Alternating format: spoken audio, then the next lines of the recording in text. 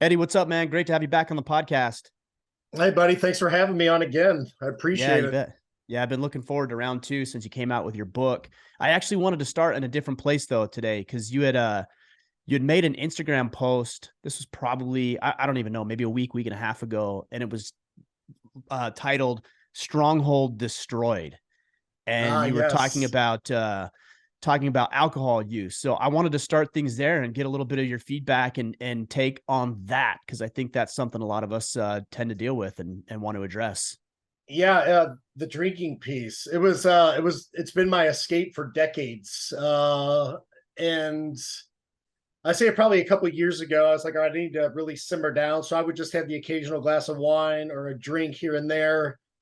And then I noticed as times like something was going on with the family or something with work, I'm like, all right, there's 1 to 2 glasses turned into like a bottle. Mm-hmm. And that was I was going back to my old ways of doing the same thing, which I talk about in the book Unafraid is that's my go-to. It helped me sleep, helped me just numb the pain or any feelings, I guess you could say. And then I went to a see a counselor. I've been seeing a counselor for quite some time, or a therapist, whatever you want to call them. And you actually did a post, and I was like, "That's my man. Like that's what I'm talking about." Is that we view it as like, "Oh, why would you do that?" Because it helps. That's why. At least Right. it has helped me tremendously. And she looked at me and she goes, "Eddie, you are the angriest person that I know." And Mm. go, that makes me very mad. You saying that. And I go, I don't understand. Like, I don't yell at my kids. I don't yell at my wife. I mean, there's occasional raising my voice, but I don't do those things. Used to, but I don't anymore. And she goes, you do not have to raise your voice. You do not have to do those type of aggressive things. She goes, just by your look, your eye contact, and your demeanor just screams you are ticked off. And I was like, Wow.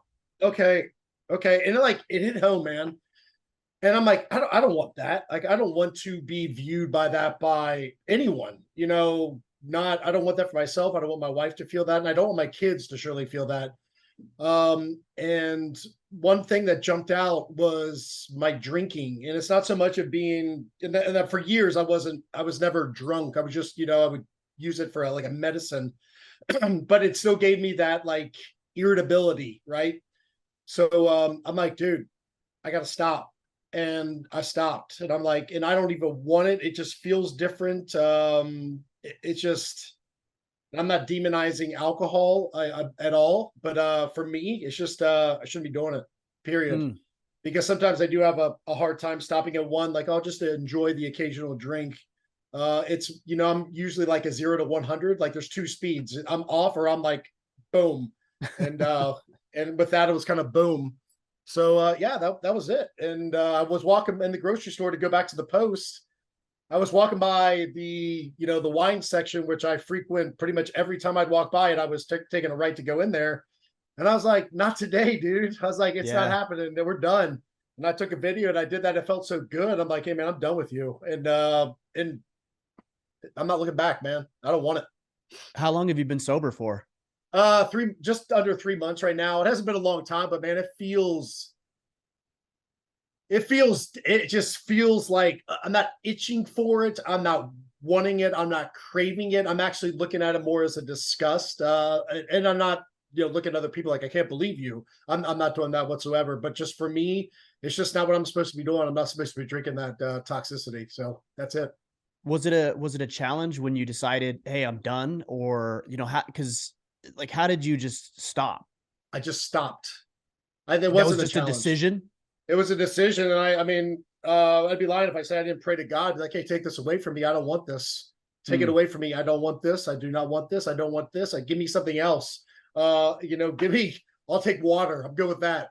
So Topo Chicos with lime, with a little bit of salt on a frosted mug has been my kind of like go-to if I need something special to drink or whatever. But I just don't need it. I don't want it. And it's not like, I don't even think about it. Mm. It's not even there. It's ridiculous. It's awesome. How has that impacted your your perceived anger, because you said you didn't think you were angry or you were not yelling or anything like that, but she Right. perceived that anger. So how has it impacted the way you feel about your anger? Was there anger issues there, or what? Like, what was the deal? Um, I guess if she goes by the way I look, 'cause I know I've had conversations with my wife or my children, and I just give them the look, and they kind of know the look. But I guess I have the ability to give you a look that makes you look like think that I want to pretty much murder you. And I don't want that. And I never realized that I did that stuff. And I just been shown a lot, man, with the sobriety and clearness of head, just the clarity and my mindset being so much better than it was. And I thought it was like, 'cause I'm always looking to improve. I mean, and just like you are, I mean, I can tell just by the stuff you put out, like you strive to be a better you, which I think what we all should be doing. And when you're not doing that, I think that's the problem. And it doesn't make you perfect or anyone perfect. It's just like, hey, I want to get better. I want to get better. I want to get better. And I still have got many demons to fight, but that was just one. That was like a huge, huge crutch that I had, was kind of relying on it. Now I go to, when I think about restaurants, I'm like, all right, where can I go enjoy a nice glass of wine? Now it's like, okay, I don't need that. So wow, so many options just opened up now. But it's Right. just, yeah, I don't know, man. Can't tell you. But it's awesome. Yeah, for sure. You're using that as a crutch, or like you said, as medicine. Do you feel like there's something else that now replaces that? I mean, it sounds like you're going to therapy. Like it just doesn't seem like it would go away, that you would have to replace it with something else. Maybe it's even a healthy habit. I don't know. Yeah, I guess more of the need or the crutch is, as you said, the H word right there, is a habit. I had a habit of, it's wind down time, and now it's time to pour some wine and kind of chill, read, watch football, whatever it is. I don't know. But no, I nothing's replaced it. Yeah, nothing's replaced it. Nothing has replaced it. I thought it was the Topo Chicos. I'm like, wait a second, I'm starting to see a pattern here, but it's not even that, because I haven't had one of those since it started getting colder out. I'm like, I don't even want that, because it's just no hot tea I'll have, or nothing's really replaced it with something else. A Yeah. I'm I not mean, arguing. look, I'm not arguing with it. for sure. Yeah. And I'm not like trying to dig for things that aren't there. I just know that there's guys who have vices, or they have issues, or they have, things that they want to eliminate from their life, whether it's um, gambling or alcohol or pornography or any Yep. number of things it could be. And men are really, they want to stop these behaviors, and they just don't quite know how, or they can't seem to make it stick.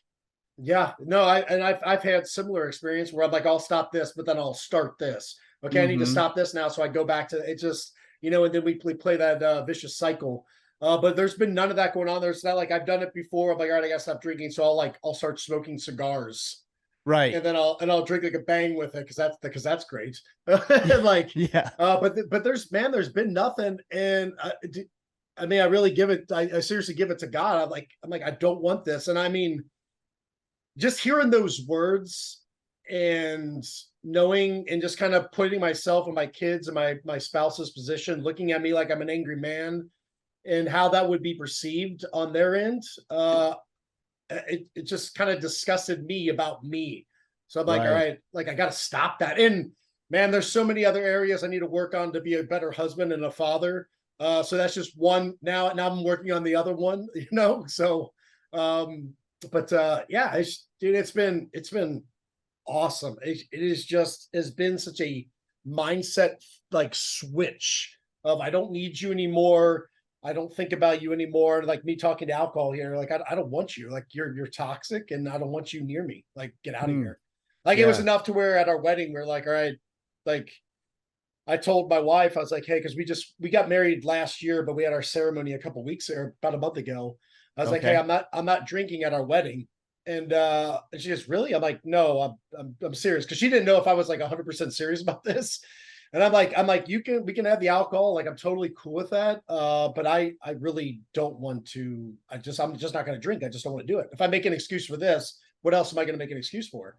And she goes, okay. And then like probably a day or two later, she comes up. She goes, what do you think about just not serving alcohol at all at our wedding. I was like, whoa, stop. What do you mean? Like, my buddies are coming in, my friends, my family's like, no, we can't do that.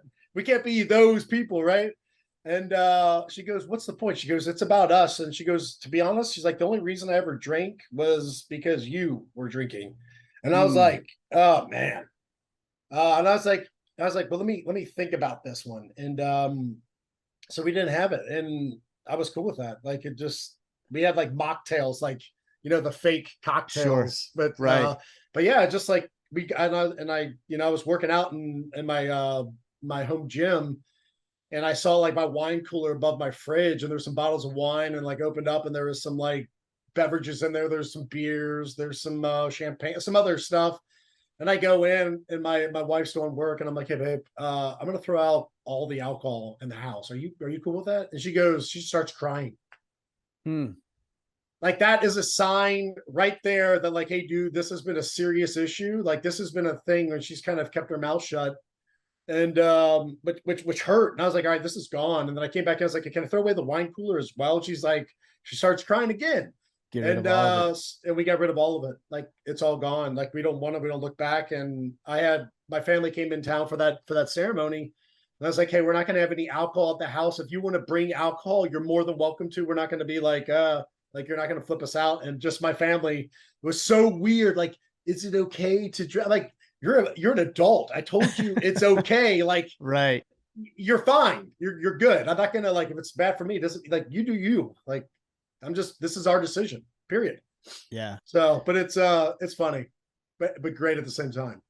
Do you think that, so when did you start going to therapy, if you don't mind me asking? Did that have something to do with some of your decisions that you've been making regarding alcohol use or anything else in your life? Yeah, I've been going to talk therapy probably. I mean, it started probably back in 2014. I would do it for a little Okay. bit. I stopped for a while, but going to like consistently probably for the last year and a half, 2 years. I've been going pretty consistently. We started out with marriage before we got married, to start doing that, to like, hey, like, head it off before it actually happens. And then kind of we did our own, and then we come back together. But I love it. And when the book came out, I gave my therapist the copy, and she read it, and she goes, and she's a digger. She likes to dig, and she's good at it. That's what she's supposed to do, right? That's what she's supposed to do, right? Yeah. And she goes, I noticed the cycle with you. She goes, when things get rough or whatever, she's like, you turn to alcohol. And she's like, the Mm-hmm. thing that you had a problem with your in your childhood was your dad drinking. And you said that you never wanted to be like that. And I found this out writing it, that I ended up being just like him. Yeah. Like, doing the things that he was doing, that I was like, why would you do that? I found myself doing the same thing, kind of falling into the same trap, the generational thing that we call it. So just a bunch of things came out, and I'm very hard-headed. I kind of need like 5 things to tell me something before I'm like, oh, I get it. And that was kind of, I guess you would say, the straw that broke the camel's back, is just when she said that to me, it really wasn't the angry piece that kind of jumped out at me. It was the alcohol piece. So I'm like, Mm, that's it. And to even get that, like, I know that was from God, 100%. Like, hey, this is, we need to get rid of this. And yeah. I was like, okay, all right, I am. And I did, and I will. And that's how it is. That's just how it's going to be. What other benefits have come from that? Because you said it, and I said it. There's such a stigma around therapy and Yeah. just talking for men. And I understand why that is. Like, I have it too. I think, I should be strong enough. I should be tough enough. I should be capable enough to handle it on my own. I was actually talking with my son a couple days ago, and we had talked about talking with somebody, and he's like, I don't know if I need to, or I don't know if people need to. Like, I feel like I should just be able to handle it on my own. And I'm like, man, that's exactly what I thought. And we had a good conversation about it. I don't know if it's just like ingrained into us, or if it's a cultural thing, or what it is, but this is so hard for men. I think it's the V word, vulnerability. Mm, We don't, I don't like it. I'm guessing you probably don't like it. I mean, I don't like it. jujitsu, Right. what does that do to you? Yeah, Um, exactly. we don't, especially when it comes to the feelings, because we are groomed you are, well, probably not so much anymore, but you are man. You are not supposed to have feelings. You're supposed to be the rock. Everyone comes to you. You don't show it. And I know, running and gunning with the teams, like heaven forbid you show any kind of feelings, or you can't do that because you got to still carry on your mission. Like you Right. can't, which I understand. But we take that same thing and we take that back to our families, and that is not okay. There needs to be that mildness, but there needs to be that warrior side, and we don't learn. We, at least I'm learning that we don't know how to balance those two. Like I've got more of the warrior and not enough of that empathetic side where I can get down on my kids' level, like listen to them, and actually listen to what they're saying, and because they can't really tell me what they're feeling half the times because they don't know what they're feeling. They're not. Mm-hmm. I mean, they're 7 years old, and that's been very hard for me. But that talk therapy is everything. Is like, hey, here is finding that good person that you can actually confide in, and they kind of walk you through it. And it's weird just having a third person telling you, like, hey, could it be this? And you're like, oh my God, just the lights go. You're like, holy crap. Like, well, of course it is. That's no brainer. But yet we can't think of it ourselves, right? Right. Yeah. It does seem weird. We're trapped in our own box that we've created or that we've been Yeah. conditioned to believe. And it's like finally somebody else comes out and says, hey, what about these things? You're like, hmm, makes sense, but I never really thought about that. And then pride comes in. I'm not going to act like that's true. Yeah. Yeah. Good point. So what about therapy with your wife? You said that you started to go to therapy together before you guys even got married. Yep. Is this your second marriage? This is my third. Your third marriage. So you guys, so So were I've got there a lot some, of mistakes to draw from right now. yeah. So you wanted to, it sounds like you wanted to head some of the stuff off that happened with past relationships before they became an issue. Yeah, I did everything different with this marriage. It wasn't based off of sex. It was based off of a foundation and a friendship, and doing the things and getting as much hope or like help from community, certain individuals that can like feed into the marriage, instead of living in this fantasy land of everything's like, perfect, right? Mm-hmm. And just being ready. I mean, we talk. I have a security company. We always talk about like being proactive, not reactive. And I was always reactive in my past marriages. Like we'll deal with this when it comes. Like it's the same person that lives in Florida is like, hey, we'll prepare for the hurricane once it comes. Well, you know what? It's too late, and now your house is gone. And you have nowhere to go, and you're like trying to find water, right? Right. Um, so it's just being proactive. I mean, we do it in other areas of our what we should be, right? Health, fitness, um, reading, stuff like that. We do it to better ourselves. And before something bad happens, I mean, there's no reason not to do it for marriage, the most important thing.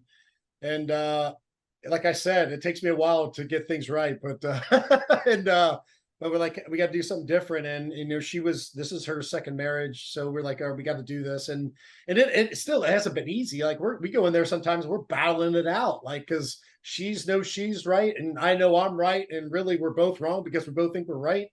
And it's just man, it's been an experience. It's been a learning experience, and I've had to stuff down my pride, and which there's a lot of it, as best I could. I still working on it, man. But the therapy for us has been so good. And not only that, but like the PTSD issues from, she had some stuff from her childhood. I had like some war stuff. I had some stuff from my childhood. Still got to work on those things to get a better you to bring us together.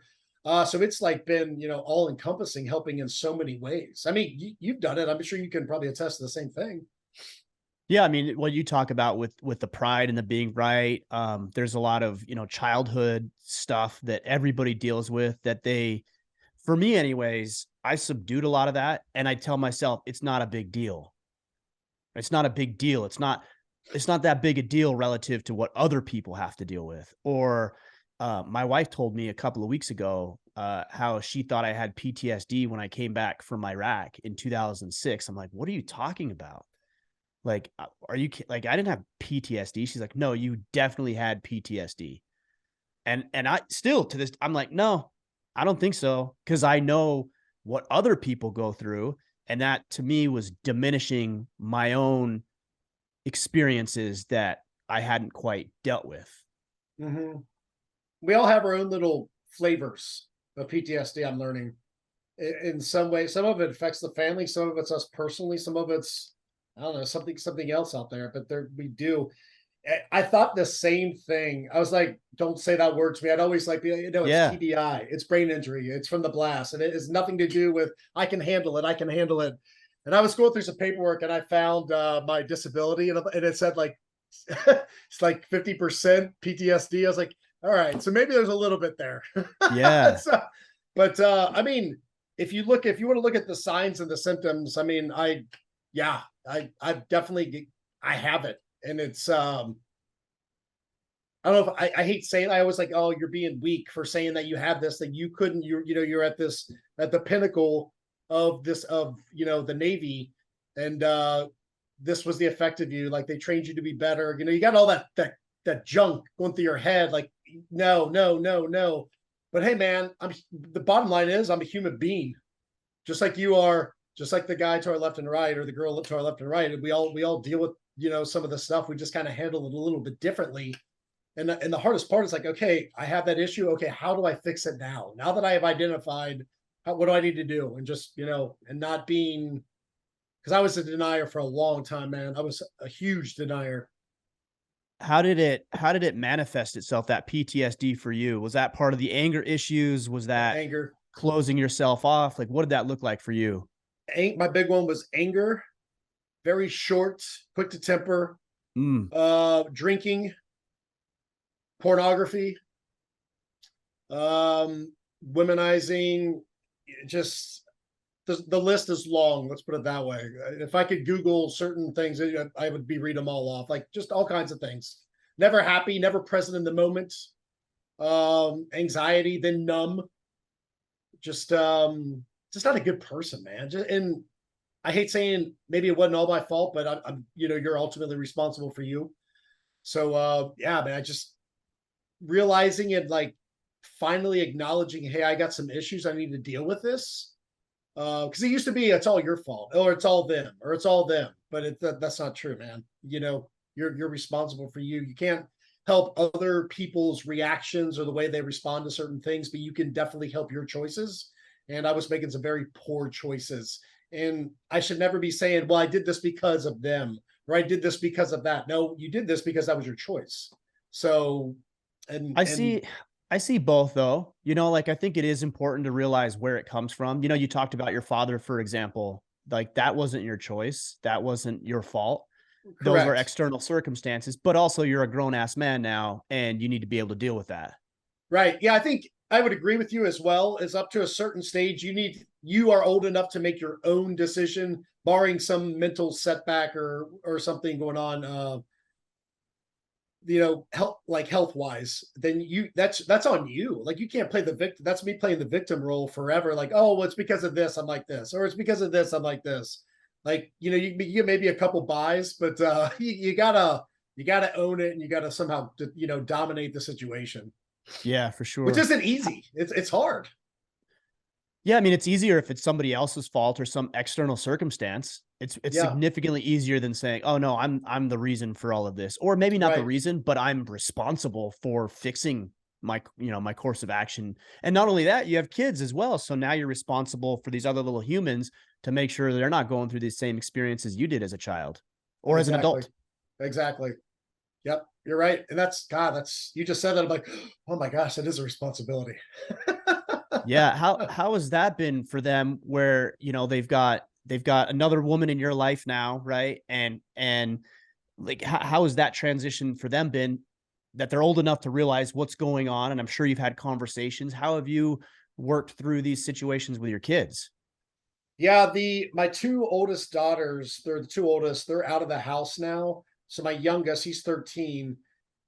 Just recently, the last couple months, he goes, I mean, I don't know if he's joking. I think it's one of those, I'm gonna joke about it, but it's really true, and he uses sarcasm, which is something I probably taught him. See, there it is again. That Yep. we pass it down. And he goes, and he's like, so this is what it's like to have a mom, because I raised him since he was 10 months old Mm, alone for the most part. I mean, there was, little brief moments where there's another female in the picture, which is probably which probably wounded him as well. But he's like, yeah, so this is what it's like to have a mom. And he, he's starting to say mom, and he has his own mom, but he never sees her. So like he says those things, I'm like, oh my gosh, because I've always wanted like my son to have a mom, like someone to take, because I can't do both. I can play pretend, but I'm never gonna be his mom. I'm never gonna be his mom. Never, Sure. ever.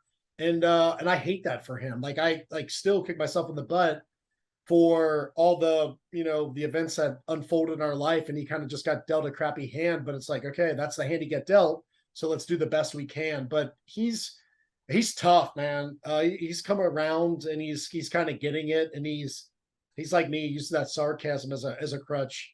But I guess it's better than using depression. So I maybe mean, maybe. maybe I don't know. I don't know. I don't know if sarcasm is just a lot of times it's not, but I guess taken to the extreme, it could just be hiding some of those underlying issues that Of need to be course, dealt. It's yeah. like covering it up, right? Yeah, he's about to get he's seen a counselor a couple times. We're about to get him in. It's like, just I want to deal with it now Yeah. before it manifests and gets worse, because I think with a lot of us that's what happens. Back to that proactive versus reactive thing. So yeah, it's tough, man. When you start dealing with the feelings and the emotions and trying to do the right thing to be the best example. Is this going to hurt you? Is this going to make you better? It's hard. It's hard, and it sucks when you realize how you've been living your life and how you've been handling your own business is affecting the little ones, and not the most the best of ways. Yeah, you So kind of wish you could give them a perfect childhood, but at the end of the day, I mean, obviously that's not reality, but also would that be better? now they need to feel. I mean, they do need to feel. They need that training session, just like we do, Yeah. right? Yeah. Yeah, and I think, with my own kids, I mean, I make plenty of mistakes. I'm still making mistakes. I still will.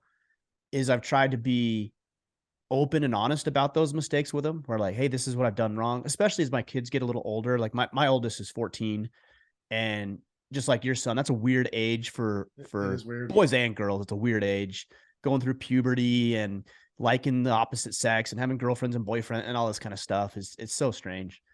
But yeah, just being like trying to be honest and open. And I didn't think I was supposed to share those things, but every time I do, it always facilitates a really good discussion that I think Hmm.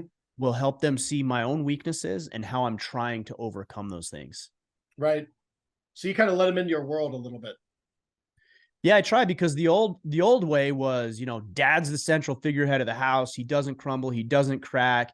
He's got everything under control. You don't ask about money, you don't ask about this. Kids are to be seen and not heard. And I don't think that's the right way to do it. No, no, I agree with you on that. Yeah, yeah, yeah. It's almost like a nonstop revolving training session. Like, I'm doing this because of this, and I've been trying to do that as well. It's like, while I'm doing something, is, hey, let me explain this without being too drill instructor-ish, or still letting them live their life. But if it makes sense to kind of teach at that, like a teaching moment, bring it up and Mm-hmm. teach. I mean, that's the only way they're going to do it. Yeah. Is this so? As you talk about these things, I know you've got the security company and you've got obviously the military and the SEAL background. Is this Has this become more of your life as you talk about these types of things and you write the book, helping people understand as opposed to more of the military security training type stuff? I say I'd probably at a crossroads right now. It used to Mm-hmm. always be security, used to always be military, and lately it's going to where you just said more about this stuff. And I don't claim to be, by any stretch of the imagination, knowing everything on parenting or really anything for that matter. It's just always on my mind. I'm like, man, how do I better myself? How do I better my kids? How can we do this? What do we need? What are certain elements? And I guess a reason is also too, like, the influence around us, right? In society, is like a lot of these things are getting stripped away from us. And I'm like, I'm not too fond of that. Like, we need this. We still need men. You still need to protect. You still need to do these things. But I think maybe it's more of just like the tactics kind of change a little bit. Uh, you know, where it's like, hey, dad goes and does the work, mom stays home, kids do this. Like, that's not going to fly. And I don't think it should fly like that. But we still need to be raising strong individuals, both male and female, to conquer what lies ahead of them. And I think while doing that, you're like, whoa, I got to work on me for a second here, because I'm finding like a rough patch, and that's just it's just kind of evolving. But I dig it. I love, I see your post and some of the stuff you put out. A lot of the stuff you put out, I'm like, man, that's great. I take that little wisdom nugget and freaking file it away and pass it on. I mean, it's just there needs to be more dudes doing that, and they're not doing that. And a lot of it is because they're afraid. They're afraid for someone to say something. They're afraid for a naysayer. They're afraid that they're going to look like a poser or something like that. But just like, hey, man, if it's on your heart, put it out there. If you feel it, like, hey, let's talk about it. And that's why the whole brand Unafraid came up. Is like, you can see it everywhere. People are afraid. And like, why?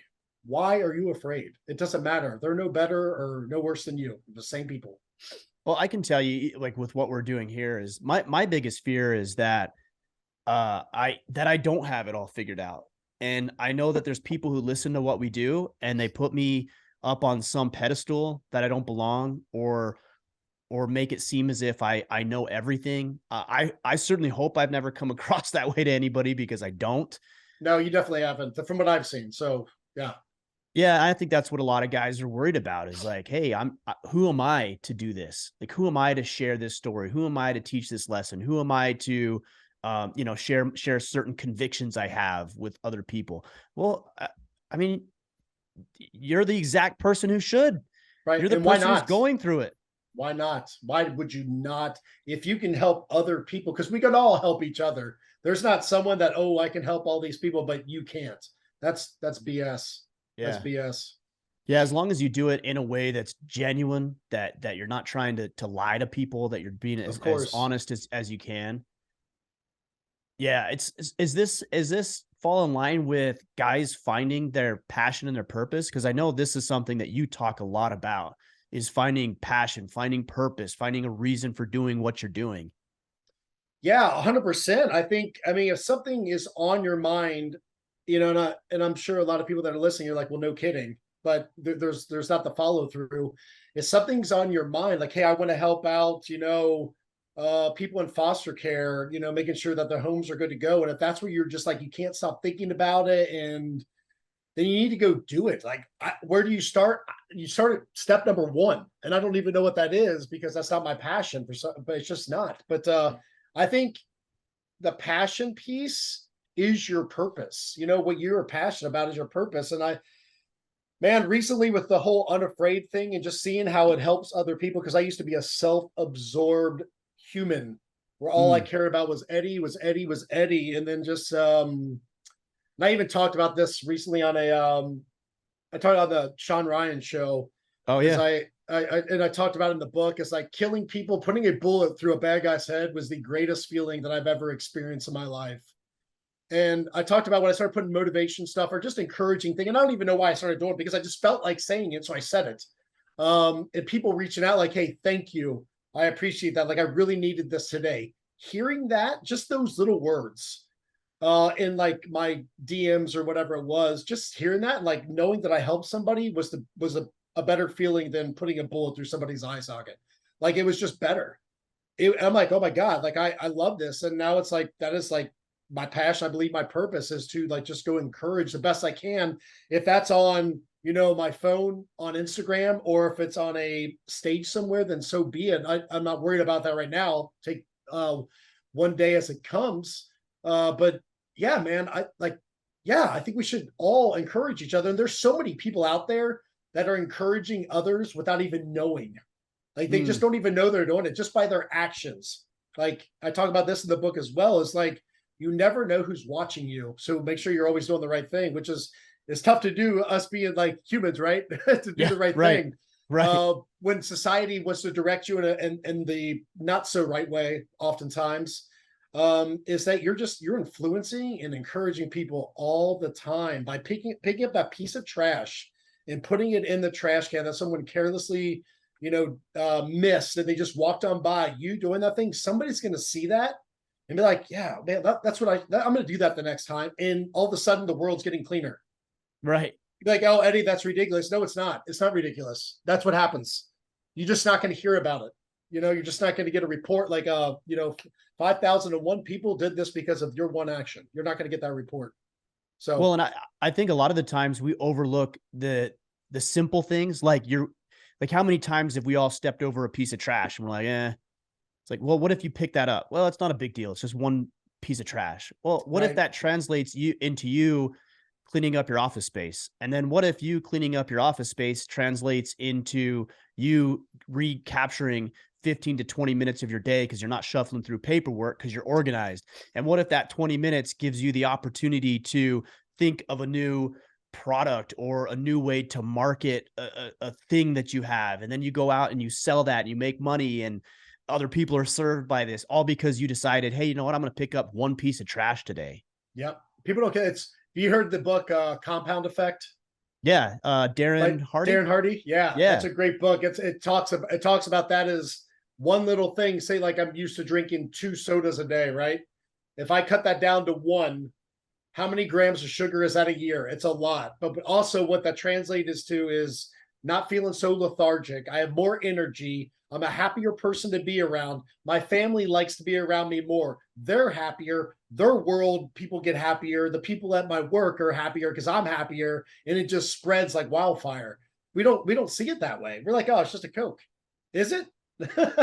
Yeah. It's a lot. There's a lot going on with just a simple decision.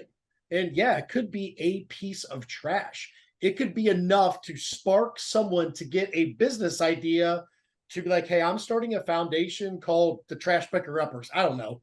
And Mm-hmm. all of a sudden they're cleaning up cities everywhere. It happens all the time. Yeah.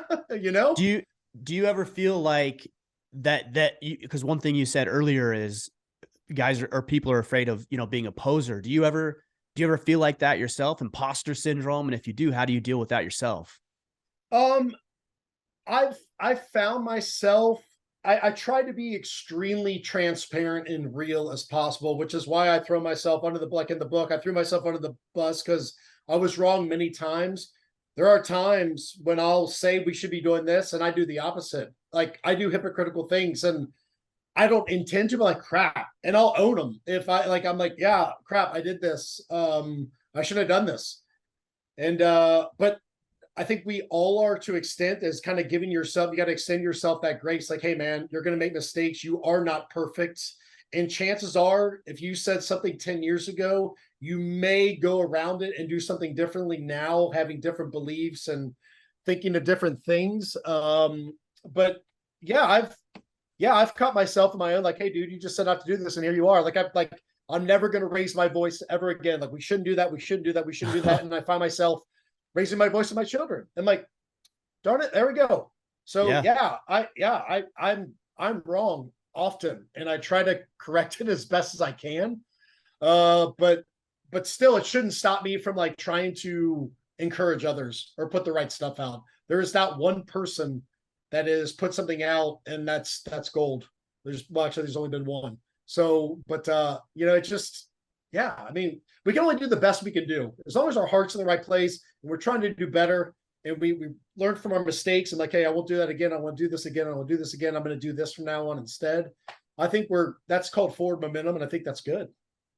Well, and I think also people who hear your message or hear what we have to share, they're going to resonate more deeply with somebody who's messed it up, who's fouled it up, and says, yeah, I did this the wrong way, and admits it and talks about it, than somebody who's never messed anything up. I think it's more relatable because they see themselves in somebody like you. Right. And I mean, that's what I'm saying. We don't want to tell people about our mess ups, but why? Because we've all messed up in some way, shape, or form. We might not have done this particular thing, but chances are that same individual did this that we didn't do. So there's Mm-hmm. like there's this balance, it's just it's just being transparent and not being afraid to come out with it. If more people were talking about this stuff, man, we could figure out a lot of stuff really quick. Well, I Really also quick. think, yeah, I agree. And I also think there's this weird thing where we believe that if we make a statement about what we should do or about our lives or about a lesson that we've learned, that we're pigeonholed into that same statement forever.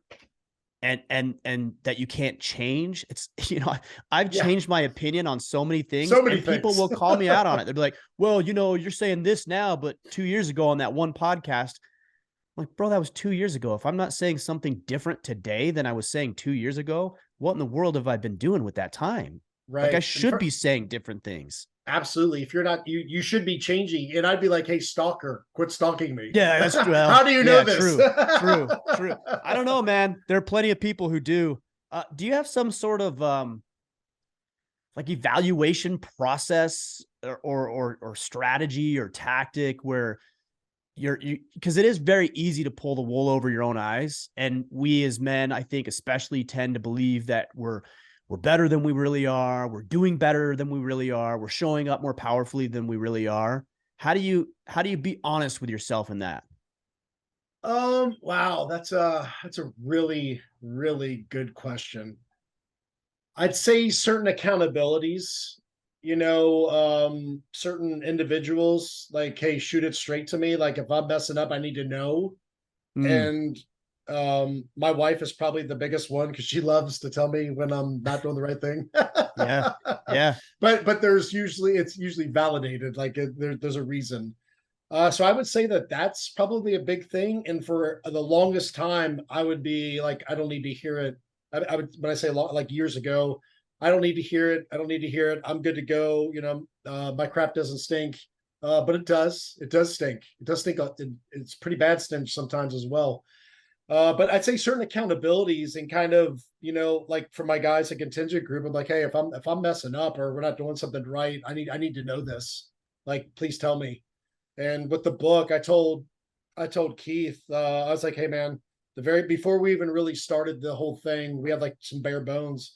I was like, dude, as long as we put God first in all this, I'm good to go. I was like, no amount of money or popularity or this is cool should ever, ever, ever come in the way of God. I was like, we got to agree on that. I'm like, you need to hold me accountable, and I'm going to hold you accountable. And we had an agreement on that, and that's just the way it is, man. Because that was extremely important to me. The whole book was like just started from God, and I'm like, all right, I got to do this. Like that Mm. was one of those passionate things that was like therapy and me kind of like getting out the dirty laundry and just kind of like, hey, this is how it was for me. This is the real story. Yeah. Is the faith component element of your life, is that something that you've always had in your life? Is that something that's a relatively recent development? What has that journey been for you? No, no. When I was a kid, I think I was about 7 years old, circa seven. Um, I woke up one night and I saw Jesus in my room. Like I was awake. I saw a transparent figure that looked identical to Jesus with the white flowing robe. And I discussed this in the book. And I was like stunned and I didn't know much. I went to church a couple times. I don't know what it was. I think it was more just for my parents to put me in Sunday school so they could go like be alone, like Yeah, without me, right? babysitting. Babysitting, exactly. Yeah, sure. Uh, but then it went like after like my room was glowing when all this was going on. Some people are like, this guy's nuts, and I And would you were and awake? I was awake. I was sitting on my bed looking over to my left hand side, and I could see my bookshelf behind him because he was transparent. And he like disappeared after I like was looking for what seemed like maybe 5-10 seconds or something like that. And then it got extremely dark and just this enormous fear came over me. And there's some other stuff that happens. I'll leave for the book if anyone wants to pick it up and read Mhm. it. But I was scared of religion and scared of Christ. I thought he was the boogeyman. I didn't go near a church. I was not for decades, all the way up until I was about 32. And then in my second marriage, I was doing some into the drinking, into pill popping just so I could sleep. I was on my last couple of years of the military, so I had tons of combat experience afterwards. I was just honest. I had custody of my children, just trying to keep them alive. And honestly, I was the one killing myself. And just a lot of stress getting out of the military was around the corner. So there was a stress of the transitioning piece. And my fiance at the time for my second, she was going to be my second wife. She gave me the ultimatum to go to this camp, and it was Wild at Heart by John Eldridge, the Right, yeah. camp. So I went to that, and of course, like as just a hard-headed freaking punk being a naysayer. I was like, this sucks. This is stupid. And I went and I was like, man, I'm here. Everything so far in my life right now just seems like turmoil. I got to give this a shot. Like I can't go down without some kind of fight. So I opened up and just some crazy events started happening and I got saved. And it wasn't just this like peaceful transition, like, oh, you're good now, everything's good now. It's just Yeah. some people think that's just not the case. It took years. And I'd say probably within the last year, and then really the day I stopped drinking, which goes back to the beginning of this podcast, things just started changing. And like my faith has grown so strong. I'm like, man, all I want to do is talk about him. Like he's just, I can't even, like my whole trajectory for my career path and everything is just like being turned over to the Unafraid and bringing Christ in there. And just, man, I can't explain it, because if I go back 10 years, 20 years, and if I would listen to myself right now, I'd be like, that dude is on something and I don't want it. But I can't help the way my heart is and the way my soul is, man. I can't help it. And, that's why Unafraid is why we have half heart, half of the brain, is because those two things they'll direct you in the right path or they'll take you down a crappy hole, man. Hmm. And but the faith it's very strong, but it has been a slow progression from probably when I was 32 years, so probably about 12 years. But really poured on. It's just gotten stronger and stronger and stronger. And now it's just like recently it's gotten, okay, dude, like this is where we're supposed to be. This is where we're supposed to be. Yeah. So, How back is to the this journey? change. Yeah. Well, Like, how has that change and that journey impacted the way you feel about that experience that you had as a young boy? yeah, it goes back to a lot of things. It's like, okay, I'm like kind of in the phase, like, okay, what does this mean? What does this mean? And I've had so many things I can look back when I was in combat, when I left a certain position, and then all of a sudden the building blew up and the man I was standing right by, he died. I didn't, Mm, because I never do certain things. Like I look back, I'm like, okay, certain things make sense. Now I'm asking the question, why did I move and not them? Why them and not me? So, I don't think it's ever for me to ever figure out those answers. But I can see God's hand in so much of my life now, in hindsight, right? Which is why we do the hot washes at the end of each chapter, is kind of like a critique of that, like little life cycle, or a debrief, I should say. And man, it's been insane, dude. He's working, man. He's working me. He's working me, and I am freaking loving every second of it. I'm beside myself, dude. Like I can't, like there's people reaching out. I did a podcast about a year and a half ago with this one pastor, and he's like, "Hey, Eddie, I want you to, do one for my church." I was like, "Hey, man, I'm not really like a church guy. I don't know, like, I don't know, yeah. like I Yeah. tell you what's on my mind." He's like, "No, that's what I want." I was like, "All right, rock on." So we did it, and then everything was good. He's like, "Hey, thanks, I really appreciate it. This is awesome. The people will eat this up." About a year and a half passed, and I told Keith, the co-writer for Unafraid, I was like, "Hey, man, I think I need to start getting into the like the speaking world. I kind of want to do that. Like I'm just like Hmm. just feeling it." I was like, I want to bring in, Christ, but more of like a warrior mindset way, and not just like, hey, we're all like dandelions, everyone's feeling good, love everybody, let's hug it out.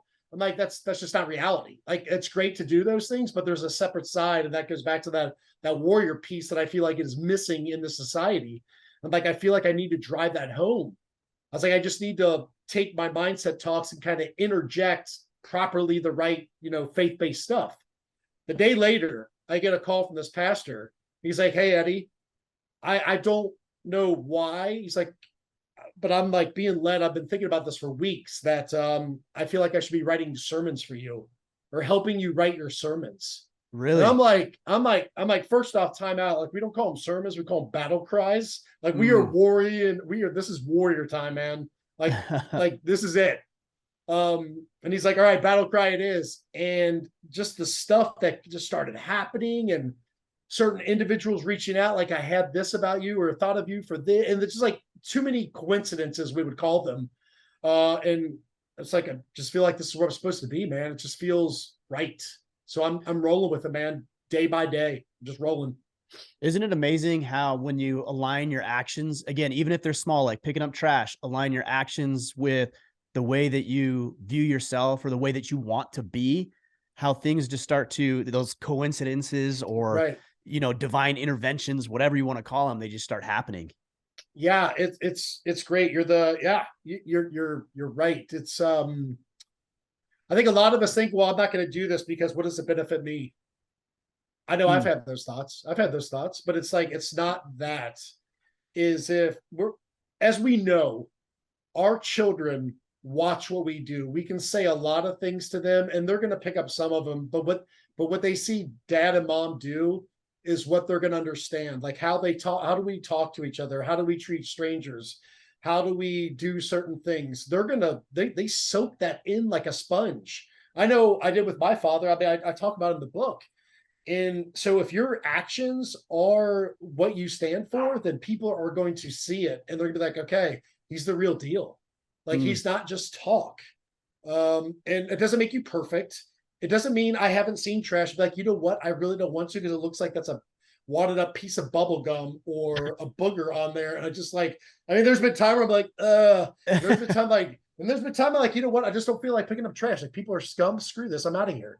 Yep. Like I'd be lying if I didn't say that hadn't happened. But I mean, I use trash as an example because I really try to do that all the time. I do it at my gym when I go there daily because it annoys me, and it might be OCD. I don't know. Yeah, maybe. I don't know. I was thinking about it the other day. I was walking by our field out here on the road, and every time I drive by, I get so frustrated. I'm like, man, there's so much trash in this ditch. Like, who deliberately and intentionally rolls their window down? Like, I see if something blew out of the back of your truck, okay, that happens. Right, right. But like, you roll your window down and you throw a beer can out the window or so. Like who does that? And so I get pissed off every time I do. And I was out walking, taking calls, but I was out walking the other day, and I'm like, man, I bitch and I moan all the time about this. Like, why don't I just start picking picking it up? There you go. And Anyone those stopped little, you yet? what's that?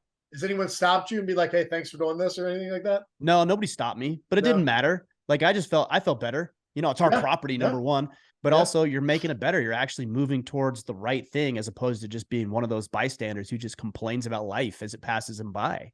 Yep. You're a doer. And it's like, okay, that right there. What if everyone had their little section of like their house or their community and they just did something like that? What Yeah. would this world look like? And Yeah. I'm not like screaming John Lennon, imagine all the, I'm not screaming that, but I mean, it's true. We talk and we talk. We want change. We want change. We want change. Okay, cool. The change starts with you. What Yeah. are you going to do to change? And it's not, no one's asking you for a monumental thing. It may be picking up a piece of trash. I went into a bathroom. I think, oh, it's at our jujitsu gym. And in the bathroom, it says, there's like a plaque above the toilet. It says, everybody wants to change the world, but nobody wants to change the toilet paper roll. Be the Right? change. It's like, dude, you can't do that. What So do you think you're true. gonna do? It's so true. Do Yeah. you is that with the wood? Is your gym with the wood? The beams. Yeah, yeah. Is that where the Well, jiu- so I've or is that got. your I don't know if house? you're talking about. You might be talking about our barn, like our wood barn. Maybe that's it. I keep saying like, But man, that, what has he got going on there? It looks yeah, cool. that's our barn. So we've got our Oh, okay, barn gotcha. here. Yeah, and we run events. I think that's what you're referring to. Our gym's got blue mats and like wood beams that Okay, that's what I'm Pete. talking about. That's what I'm Yeah. talking about. So that's Pete Roberts' place. That was Okay. their first factory with Origin, and those Okay. beams are uh milled from the woods from the backyard, essentially milled into the beams, and they made it with the beams and that on that Wow. property itself. Yeah. It's cool. It's sweet looking, man. Like I Yeah, was it's a like, good what's he setup. got going on in there? Is that his house? What is that? No, that's their original factory that we train That's out of. cool. That's super Yeah. cool. That's real cool. One thing you talk about in the book too, a lot of things, but one thing is hitting rock bottom. And I know that there's a lot of men listening, a lot of men just in the world who, feel like they're at rock bottom or have gone through a devastating circumstance in their life. What would you say to that individual? I would say rock bottom is when you're no longer breathing. I don't think that we're not at rock bottom, and I think a lot of us. I know for me personally, I thought like there's no help, there's no way out of this. No one's dealing with the same thing. You're pretty much giving yourself a pity party. Mm, And it's it's that mindset, and it's not true. It's not true. Our mind can be your greatest asset or your biggest liability, and that would be a liability time right there, is where we're thinking like we just can't get better, it can't get better. Okay, let's look at it, and what's one thing that we can do to better ourselves. If that means, like for me, putting down the alcohol, then that's my first step. And then what you just talked about, we just talked about it all, the compound effect. What is that one thing going to affect? And for me, it was so many. And I just, for one, you have to individually, no one's going to hold your hand and do this for you, unfortunately, is you've got to sack up and take that first step to a better you. I don't know what a better you is. That might be not hanging out with that person anymore. It might be moving. It might be, I'm not going to this place anymore. I don't know. Everyone's got their thing, whatever it is. But yeah, someone might be like, I need accountability. Some hold me accountability so I don't go see that person and go buy that white powder right over there. mm. But it's just like you've got to want to change. If someone does not want to change, they're not going to change. We can throw all the resources we want, but if it doesn't happen, it doesn't happen. And I hate saying this, but some people are going to be their own demise, and they're going to hit rock bottom, which is their heart stops pumping blood and their lungs start filling up with air, and that sucks. But there is no point of no return. You can turn back, plain and simple. And one thing that so many people do not realize is when they're at that rock bottom place, and like no one will ever look at me, no one can, I can't do this, I can't do this, the old can't word, right, which doesn't exist, is you pull yourself out where you are, is you have no idea how much power you have, that you pull yourself out of that, and you can now go back and help the other person that was Mm. in that same position you were, because you defeated it. Like you're a freaking hero. Like you are a hero. If I wanted to quit drugs, I don't want to go talk to somebody that knows about like all the things, they know everything, but they have not been through what I've been through. I want somebody that maybe doesn't know all the nomenclature or all the terms or all you want to call it, but they've been there. They know the inside feelings, they know my internals. And here's what they did. That's who I want to listen to. That's who. Those guys are the ones, and girls, who are the ones that save lives, man. Like they gotta, I mean, I tell my wife, and I talk about this all the time. She's like, why do I have to deal with this? Because, and I'm free to say this, we talk about it a lot, is her anxiety. And Mm. I was like, it sucks. And I can't, I don't understand it fully, unfortunately, and unfortunately at the same time. Yeah, right. But you do. I'm like, but the things you do now that is going to help yourself better, like better yourself, you get to pass it on to someone else. And she's done that. And I mean, it's not like this, oh, I'm all of a sudden going to be writing a book and doing all this stuff. It might be, I don't know, but you got a story to tell, and you've got people to help. And we all do. I might help these people, but these people over here are helping me. And it's just, but yeah, don't stop, don't quit, keep fighting, just keep going. Is small, just little increments, little baby wins will snowball, and you get this monumental snowball pretty soon after you start doing the right things, man. That's it. Yeah. Yeah. It's easy to talk about. I know a lot of guys are struggling. I don't want to take away from how real it is, and it does suck, and it's a bad place to be. And some guys right now are probably saying, well, you don't know what I'm dealing with, and you're 100% right. Like I said, like we all have our own different flavors. But you, and you got yourself there, you can easily get yourself out with just some determination. Absolutely. Well, brother, I appreciate you sharing all of that, not only the wins and all of that, but also the setbacks and the failures and the challenges, because that's what helps people, man. So I really appreciate you sharing that. Where do guys go to learn more about you, and then also to get a copy of the book? So pitch that as well. Oh, awesome. We're on the book Unafraid, Staring Down Terror as a Navy SEAL and Single Dad. It's on Amazon, Barnes and Nobles. It's on Audible. We got audio version out. Signed Nice. copies are on unafraidshop.com. And then Instagram, Eddie.Penney. And then Contingent Group is just at Contingent Group. But yeah, just follow you. I'll be liking all your stuff and commenting. And then they can follow you from there. Perfect. There you go, Fred. That's good. Hey, dude, real quick, man, I just want to say, like, the stuff that you're putting out, not a lot of guys do that. They don't put themselves on a platter. But you can tell that you do, and you're not afraid. I'm not going to say not afraid of what people say, because people can say some mean, cutting things. It does suck. No doubt. But you keep pressing on. You look at it for what it is. You're like, hey, dude, they don't know your whole story. They don't know all the elements that go into whatever that post might be or whatever that podcast is. So I just want to say, hey, man, hats off to you, dude. I really appreciate you doing that. I wish there was 1,000 more of you or 1,000,000 more of you that are doing the same thing. So just like, seriously, from what it's worth, man, from my heart to yours, dude, I appreciate it. Yeah, that means a lot to me. That really does. That's what we're trying to do. So we're in the same battle. So let's keep fighting that together. We are. Absolutely, man. Thanks, Eddie. Appreciate you, man. All right, brother.